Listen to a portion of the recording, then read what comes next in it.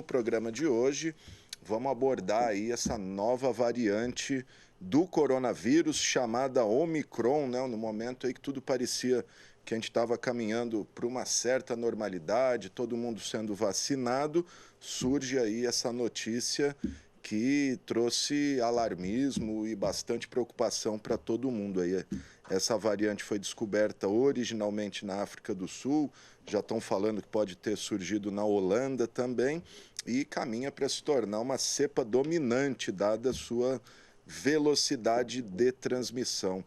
Mas e o que todo mundo já sabe sobre isso? Para ajudar a gente a entender os riscos dessa nova variante, né, que parece que é mais de 30 variantes já temos aí, a gente vai conversar com a microbiologista, virologista, professora e pesquisadora da Faceres, a doutora Carolina Paca. Doutora, tudo bem? Muito obrigado, viu, por nos atender. Bem, boa tarde, Alexandre, tudo bem? Eu que agradeço pelo convite de vir aqui novamente. Eu fico sempre muito honrada de ser convidada em participar aqui do programa e satisfeita, né, de poder ajudar toda a população a desmistificar, né, várias dúvidas que o pessoal tem em relação ao vírus e à pandemia, né? Então, vamos lá. Bom, vamos lá então, doutor, especificamente dessa variante aí, Omicron, que é uma letra do alfabeto grego, assim como as outras, né? Alfa, beta, delta, gama, tantas que já tiveram aí. O que diferencia essa variante de outras e é motivo para o mundo se preocupar da maneira que está sendo colocado? Olha, a gente tem que entender que vírus, é normal o vírus sofrer mutações e ter variantes, né? É claro que agora, como a gente está há quase 2 anos em pandemia, a gente volta os olhos para o Covid-19. Então, qualquer mudança drástica, drástica é uma palavra muito forte, né? Qualquer mudança bastante perceptível nessa família, nesse vírus, a gente fica de olho. Essa variante, ela teve uma mudança para um vírus bastante significativa, que a gente diz, né? Então, teve uma mudança onde a gente consegue perceber uma mudança comportamental. Então, a gente vê, a partir lá da África do Sul, que aumentou o número de infecções. Porém, a gente ainda não consegue perceber, porque o prazo ainda está muito curto, se esse número de infecções chega a ser infecções graves, né? Por quê? Porque a gente já tem vacinação em andamento no mundo inteiro. Isso é muito bom para a gente, porque como a gente tem, em paralelo, campanhas de vacinações mundiais, isso já consegue barrar aquele problema de mortalidade, que é a principal ideia da vacinação. Mas essa variante, ela já consegue, pelo mínimo que a gente observou, se espalhar mais rapidamente em relação às outras, pela mutação que ela conseguiu realizar nesse período de tempo da pandemia aí. Ontem eu estava até lendo um pouco sobre isso, ouvindo algumas entrevistas e um pesquisador, eu não me lembro qual agora, falou exatamente isso. Ela transmite muito rápido, mas é menos grave. É isso mesmo? Até porque não seria interesse, vamos dizer assim, do vírus matar seu hospedeiro, né? Porque acabaria matando ele também. Na verdade, o vírus não está nem aí se vai matar, se não vai matar. Ele quer se propagar, né? Se morre, não morre, ele não quer saber, porque quanto mais pessoas ele infecta, melhor para ele. Se o hospedeiro morreu, isso ele não pensa, o vírus não pensa, né? Então ele vai se propagar. O interessante é, quanto melhor ele se encaixar na nossa proteína, que no nosso caso é a ACE, né, a ECA, quanto melhor ele se encaixar, mais fácil ele vai se propagar. Então, o que ele faz? Ele vai mutando a tal da proteína spike, né? Que agora foi o maior número de mutações que ocorreu agora nessa Omicron, que o pessoal está falando, nossa, sofreu 30 mutações e tal. Enfim, é um número razoável para uma partícula viral, para ele se encaixar muito bem agora na proteína ECA no nosso organismo. Então, quanto mais afinidade ele tem por essa proteína, mais fácil ele entra no nosso corpo. Mas não necessariamente vai causar uma sintomatologia clínica maior, né? Mais exacerbada. Agora, a gente não sabe se é porque a galera está se vacinando ou se é porque realmente não vai causar sintoma clínico exacerbado, porque desde o início da pandemia, a gente vê que 80% da população não tem sintoma clínico exagerado, né? Sintoma clínico de leve a moderado. O resto, né, os outros 20% que tem sintoma clínico severo e intenso. Então, é porque todo mundo fica doente ao mesmo tempo. Então, aí parece que é muita gente. É muita gente porque muita gente fica doente ao mesmo tempo. Então, a gente tem que, faz pouco tempo que apareceu essa variante, que foi detectada, a gente ainda não sabe se a hora que todo mundo ficar doente, essa proporção vai se manter, né? 80-20, mais ou menos, entendeu? Correto. Já se sabe algum sintoma diferente dessa variante? Algo que diferencia das variantes ou do próprio SARS-CoV-2 original? Não, ainda não, porque exatamente por esse motivo que eu acabei de falar. Por enquanto, ainda pouco tempo, não dá para avaliar. Mas pelo que eu li nos artigos, a sintomatologia, ela é a sintomatologia mais leve. Agora, eu fico me questionando, será que é por causa da vacinação que a gente tem, né? Pelo menos eu acho que está em torno de 50% em vários países, outros países mais, né? Aqui, por exemplo, no estado de São Paulo, está quase 80%, talvez um pouco mais. Rio Preto, por exemplo, quase 90% da população já tomou pelo menos uma dose. Será que é por isso? Ou será que é porque o vírus não causa sintomatologia grave, né? Então, a gente não sabe ainda, não dá para fazer essa correlação. Então, precisa de estudo para fazer esse tipo de análise, né? Então, ainda não dá para afirmar esse tipo de coisa, porque é muito criterioso, precisa ser muito criterioso para a gente poder afirmar esse tipo de situação. Tem muita coisa para averiguar, para poder afirmar. Mas, por enquanto, parece que ela não causa uma sintomatologia mais grave do que a original, né? A cepa original que a gente fala. Legal, gente. Estou conversando com a doutora Carolina Paca, virologista da Faceres. Lá está tirando dúvidas com a gente sobre essa variante Omicron do coronavírus. Se você tiver alguma pergunta, pode enviar aqui para a gente, para o nosso WhatsApp, está aí o número na tela. Doutora, a senhora falou bastante de vacinas.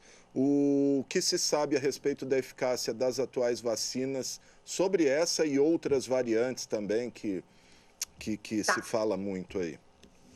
E sobre essa, a gente ainda não tem nenhuma notícia. Sobre as outras, a Delta, ela tem eficácia, que era a principal preocupação era a Delta, né?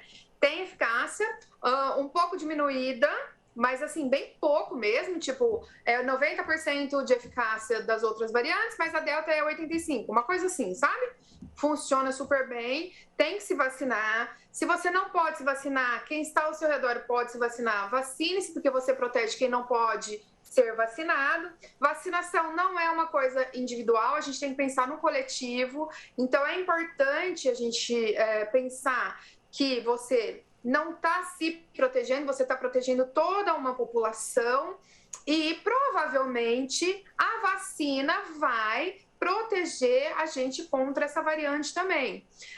Se não proteger a gente contra essa variante, com certeza as indústrias farmacêuticas já, por causa da tecnologia que foi desenvolvida, né, que foi, na verdade, ela não foi desenvolvida, foi utilizada agora, que foi implantada agora durante a pandemia. Por causa dessa tecnologia recente, é muito mais fácil agora as indústrias farmacêuticas já adaptarem e implantarem para novas cepas que aparecerem, a gente já fazer a utilização dessas tecnologias. Então, hoje é muito mais tranquilo, muito mais fácil da gente incluir novas vacinas em relação a novas cepas e novas variantes. Então, tem esse lado muito positivo da pandemia por causa disso, porque as vacinas agora elas ficam muito mais fáceis de serem tecnologicamente readaptadas para essas novas variantes, tá? Então, a gente vai ficar coberto. Então, não deixe de se vacinar só porque tem uma nova variante. Existem as outras, né? Então, a gente pode se proteger contra as outras. E aí já tem uma base da vacina pronta, né? A adaptação Sim, o ali sistema imunológico ele vai responder de alguma forma, você vai estar protegido, que seja lá 40%, 30%, você já tem uma resposta que pode te tirar de uma doença severa, por exemplo. Essas variantes, doutor, explica pra gente o que diferencia uma variante do SARS-CoV original 2, o famoso novo coronavírus. É o DNA que muda, o RNA? Isso. O RNA o vírus é um vírus de RNA. A gente tem duas moléculas de material genético dentro do nosso organismo, né? Uma molécula que chama DNA, que é o nosso cromossomo, e uma molécula que chama RNA, que ele faz nossas proteínas. O vírus, ele tem essa molécula de RNA. O vírus, ele só tem uma molécula de DNA ou molécula de RNA. O SARS-CoV, ele tem essa molécula de RNA, que só faz proteína. E essa molécula que faz proteína, ela muda muito fácil, que a gente chama isso de mutação, para ele se adaptar muito mais fácil, né? Então, ele quer se adaptar ao meio de uma maneira fácil para ele poder se propagar mais fácil. Então, lá do primeiro vírus que foi descoberto em Wuhan até agora, ele, como é uma molécula muito pequenininha, ele sofreu várias adaptações, várias mutações para ele conseguir se propagar de forma mais rápida. Então, como ele se transmite muito rápido, né? Uma infecção de via aérea superior, que a gente chama, que nem influenza, né? Que é o vírus da gripe, propaga muito rápido, então ele se adapta muito rápido.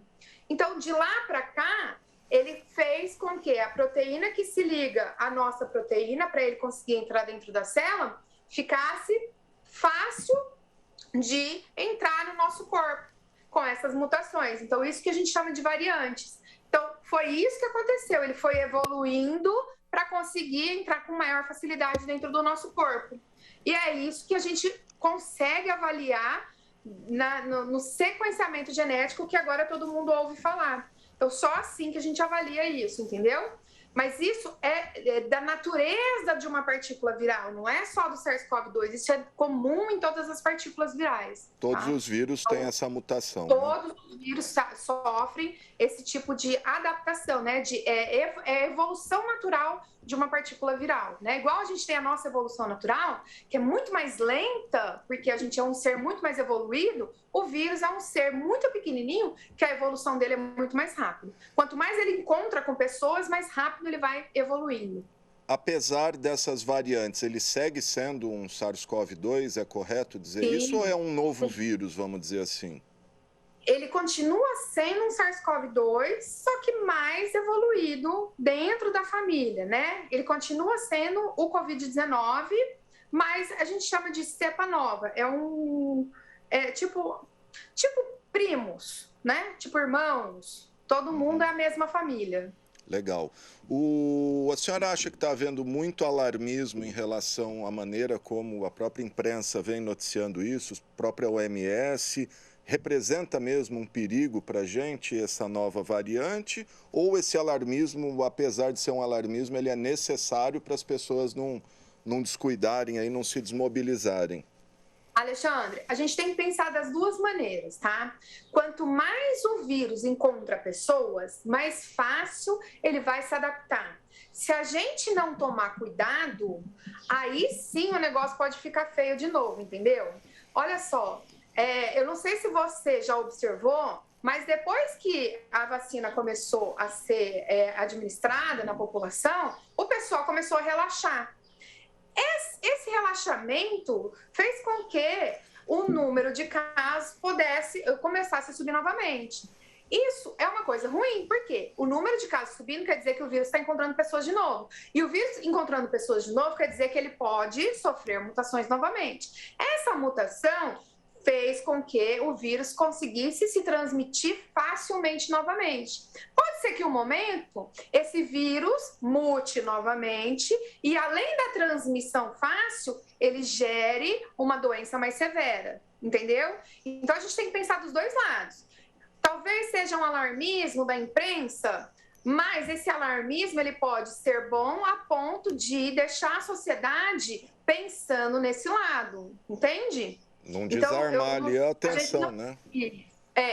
presta atenção, gente, a pandemia ainda não acabou, não é hora da gente fazer, por exemplo, dentro da sala de aula que eu vou dar uma prova, todo mundo ficar sem máscara. Não, estamos numa sala com 60 pessoas fechadas, vamos usar as máscaras, você entende? Não é assim que a gente pode ainda fazer. Dentro do ambiente fechado, precisamos ainda das máscaras. Eu não sei quem está doente ou não, entendeu?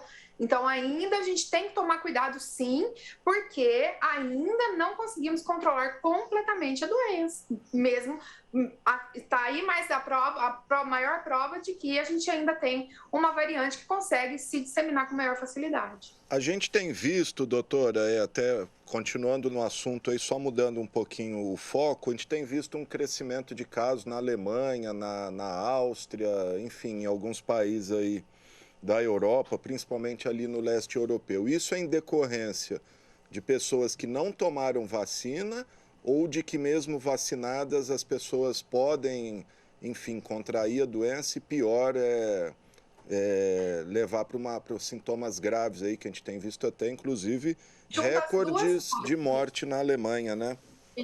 Junta as duas coisas, pessoal que não quis tomar vacina e eles tiveram um relaxamento também, né, do uso de máscara, de abertura dos estabelecimentos. Uma hora a gente tem que fazer isso para tentar voltar numa normalidade. Não sou contra, eu acho que a gente tem que fazer essas tentativas, tá?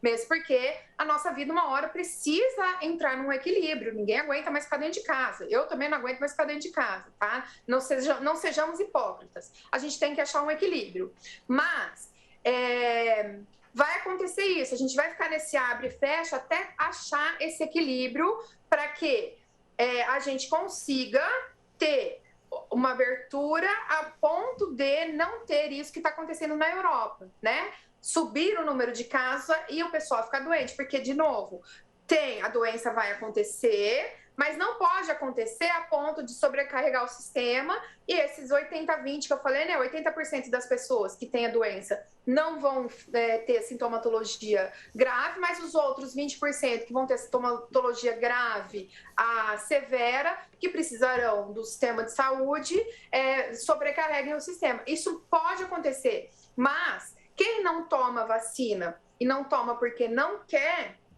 precisa ter um cuidado redobrado em ambientes coletivos, entendeu? Pessoas que muita gente se pergunta, eu já tomei 2 doses, inclusive eu me pergunto, o que mais que vamos esperar se a vacina é a solução? Já estamos vacinados, por que não, enfim, voltar à normalidade? Porque a vacina, ela não é uma garantia 100%, e a gente já tem observado isso, né? Você se vacinar não te impede de você se contaminar novamente, ou se contaminar uma vez ou outra, enfim, porque a gente já sabe que existe o fato de reinfecção.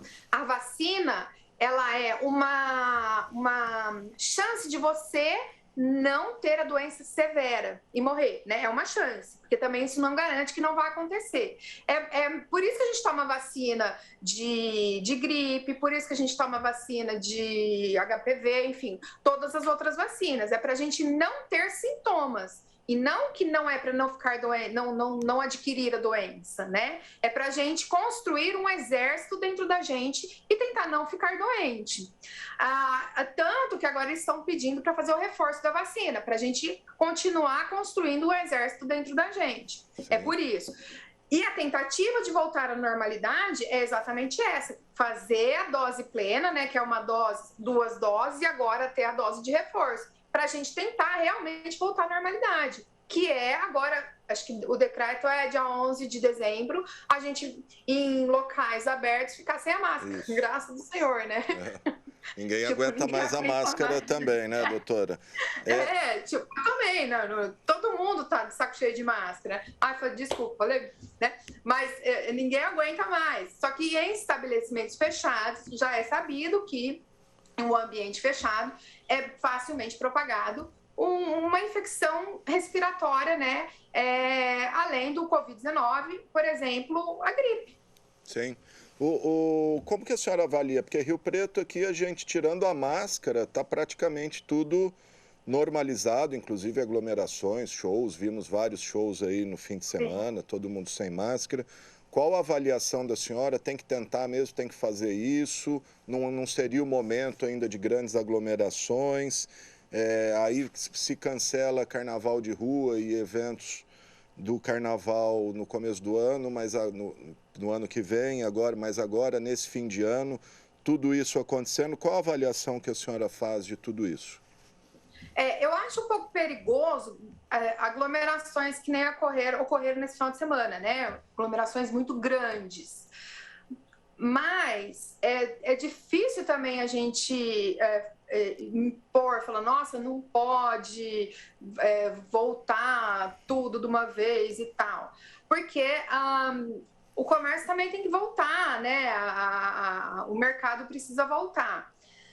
Rio Preto é uma cidade muito privilegiada, né, Alexandre? A gente tem um sistema de saúde bastante efetivo e eu acho que mais de 80% da população já tem a segunda dose, pelo menos. Eu não lembro os números de cabeça. É por aí mesmo. A gente estava... É por aí mesmo, uns 75%. A gente vai ver desse final de semana, por exemplo, que teve um evento bastante grande aqui em Rio Preto. O que vai acontecer, o resultado disso, a gente vai ver daqui 15 a 20 dias, né? Se funcionou ou não funcionou. Porque assim, falar, tem que ir de máscara e tal, ninguém ficou de máscara. Não tem condição, né? Não tem condição, todo mundo estava bebendo, enfim, né? Então a gente vai ver o resultado disso daqui uns 15 ou 20 dias, se funciona ou não funciona, né? Mas é muito delicado falar sobre isso. Eu acho que eventos um pouco menores, evento também, não tem jeito, mas precisa tentar voltar ao normal, mas eu acho que faz espera 15, 20 dias para ver o resultado disso, faz outro, sabe? Eu fico meio preocupada também com a economia da nossa cidade, mas também eu penso no lado microbiológico, pensando se isso vai ser muito ruim depois para o sistema de saúde ou não, porque assim, são dois pesos e duas medidas, né? O sistema de saúde, é muito caro para o sistema de saúde também manter um paciente de Covid-19 25 dias dentro de uma UTI, né? Sem dúvida. Então, a gente tem que ver os dois lados, né? Ver qual é o resultado de uma festa dessa e qual é o resultado depois lá no sistema de saúde. É válida exigir que pessoas que frequentem esse tipo de aglomeração, evento, apresente comprovante de vacina? Pode ser que seja válido, mas a gente conhece brasileiro, né? O brasileiro dá um jeitinho para tudo, mesmo quem não tome vacina. Pode aparecer lá com uma carteirinha de vacinação e aí a gente tem que ver, né, a ética e a moral das pessoas, né? Então, você pode pedir e a pessoa falar que tem e, no fim, pode não estar sendo verdadeiro ali, né? Eu não sei, eu acho que isso daí vale da consciência de cada um mesmo e não adianta. Até porque fazer um controle desse com 50 mil pessoas tentando entrar ali não deve ser fácil, né? Doutor, uma outra medida aí adotada, principalmente por bares também, que todo mundo questiona. Se você está sentado comendo e bebendo, pode tirar a máscara. Se tiver que andar alguns passos para ir no banheiro, tem que pôr a máscara. Isso adianta alguma coisa? Não, eu acho que não. Não faz sentido, porque tá todo mundo ali sentado sem máscara, só levantar para ir no banheiro. Para mim também isso não faz muda sentido. Nada, né?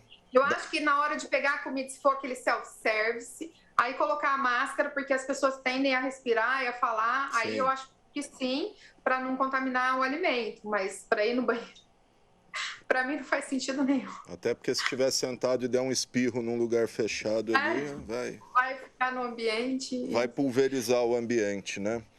Não faz muita diferença. Tá certo, gente. A minha opinião, viu?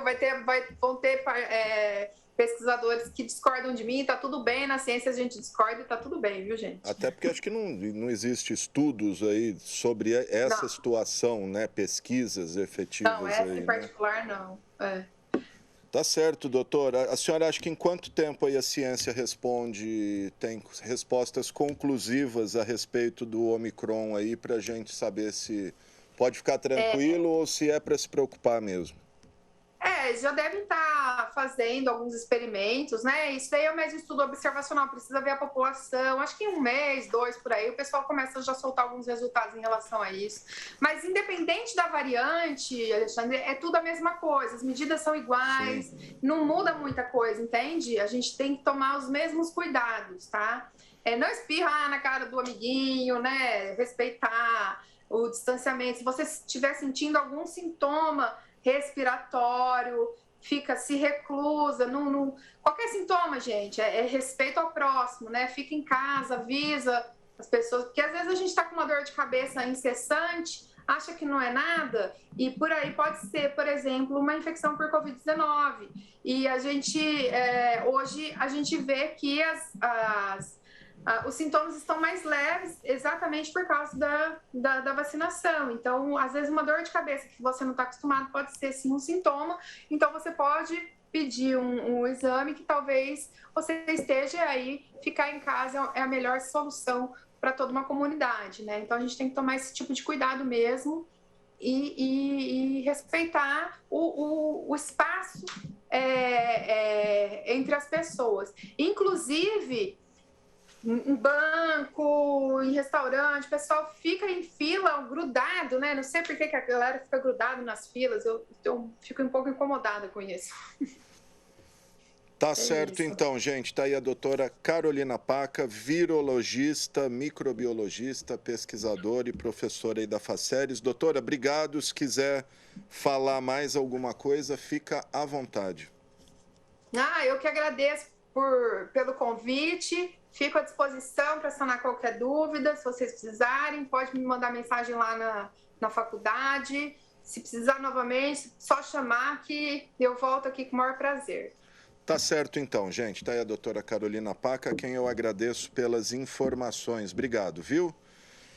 Bom, gente, vamos seguir falando aqui da Covid, porque depois de algumas dúvidas aí, um impasse envolvendo a dose única da Covid, né, a quem tomou a Janssen, já pode agora tomar a dose de reforço. Vamos conferir as informações com a jornalista Mariana Dyer.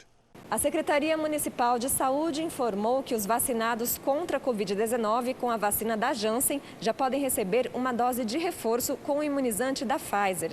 Quem recebeu a dose única da Janssen há pelo menos 61 dias já pode procurar uma das unidades de saúde do município. O governo estadual ainda não informou quando receberá novas doses da Janssen. A gerente de imunização de Rio Preto, Michela Barcelos, fala da importância das doses de reforço para toda a população, independentemente da marca da vacina. Quem tomou a segunda dose há pelo menos 5 meses já pode receber a terceira dose. A cidade tem as vacinas, agora o que a gente precisa é que as pessoas procurem os 27 pontos de vacinação para receber esse reforço. É uma medida que o Ministério está adotando para que a população esteja com níveis de anticorpos altos, evitando que a gente venha a ter uma outra onda, né, de contaminação, como tem acontecido em outros países, principalmente na Europa.